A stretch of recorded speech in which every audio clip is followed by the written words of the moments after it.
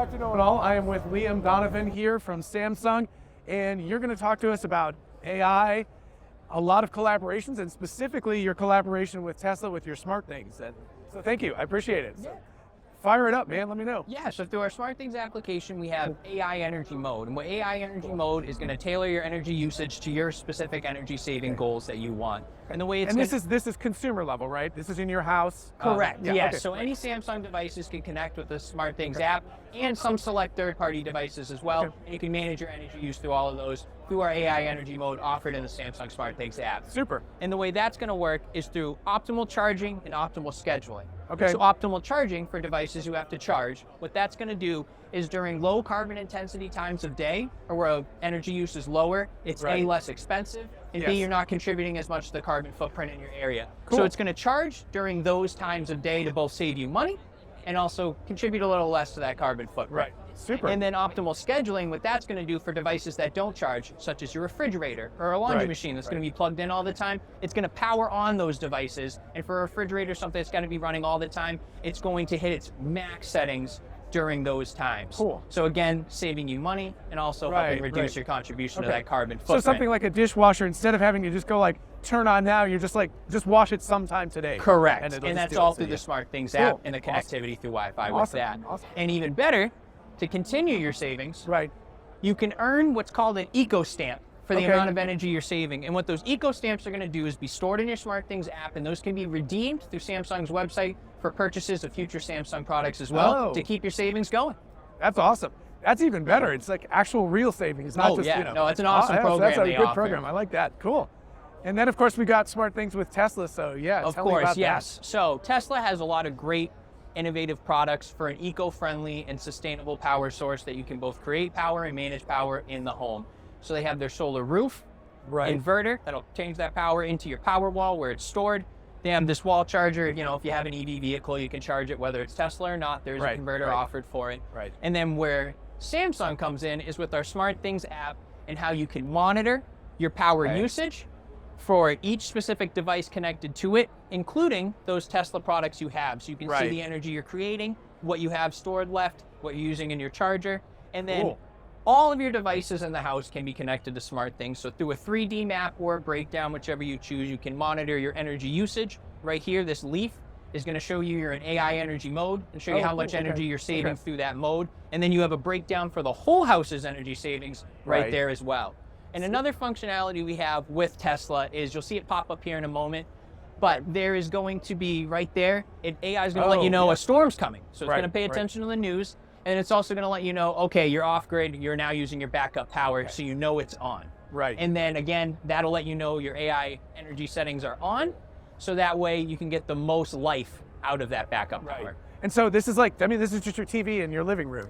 Correct, but you can get this on anything that can connect to Smart Things. So whether it's your phone, whether you're on Smart Things on a computer, or your Family Hub fridge, you can check it all through there. That's right. So, but so you're just like sitting watching TV and it could pop up information and saying like power's gone out. Absolutely, and you can download the Smart Things app to your TV. So this is a TV working, and you can pull up this map on the TV as well. Wow, very exciting. So obviously this is a new collaboration. Correct. And what do you foresee like going forward? Like what is this collaboration going to look like? I wouldn't have details on that, but stay tuned. There's more to come. Cool. Awesome. Well, thank you so much, Liam. I really appreciate it. No problem. It was great talking. All right. Cheers.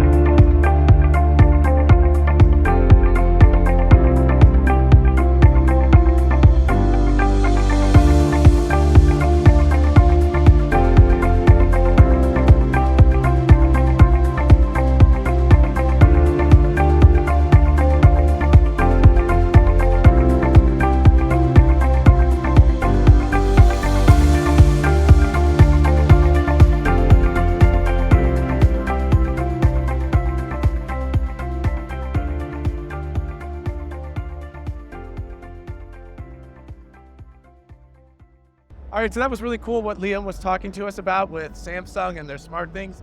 And if you don't know, it's a whole ecosystem. I mean, just, like Google has the one and Apple has one, and they're obviously competing in that space. But this is a major coup for Samsung to get attached to Tesla because nobody else has been able to do that yet. But even more important in my mind is the fact that what Tesla is doing now is opening up their API, their application and programming interface, to third-party consumers. Obviously not me, I can't program something and put it in, but it looks like starting with Samsung and then over time, other large manufacturers, and then eventually it'll probably trickle down to smaller ones too, will have the ability to go in and access Tesla's applications, what they're working on. They can see the back-end stuff, they can look at the data, and they can actually interact with Tesla, like software on the back end. And the fact that Tesla is allowing this is what's really important to know about. This is something that's a very big change. And of course, if you think about it, what they're doing, it looks like mostly what they have is it's for the solar roof, the power wall, the converter, things like that, and even the charger, but not the car yet. So, it's one of those things they're probably going to be very, very careful about allowing access to their vehicles, because that's the thing where if something goes wrong, the vehicle itself, of course, is moving and something terrible could happen. It would be bad if something happened with a power wall or a solar roof, but it's not the end of the world if something like that happens. So you can see that what they're doing is Tesla is expanding things out a little bit right now and allowing access to some of their technology, but their stationary technology.